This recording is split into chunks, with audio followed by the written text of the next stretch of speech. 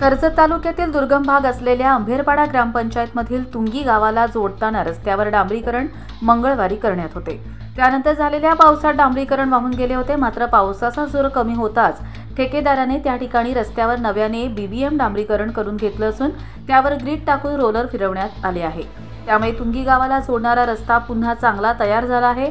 भासविण्याचा प्रयत्न ठेकेदाराने केला आहे।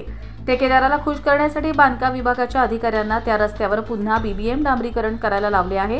हा रस्ता सुद्धा नव्याने डांबरीकरण होऊन तयार झाला असून जून महिन्यात डांबरीकरण करण्याची परवानगी देणाऱ्या अधिकारी यांची चौकशी करून त्यांच्यावर खातेनिहाय कारवाई करावी अशी मागणी स्थानिक करत आहेत।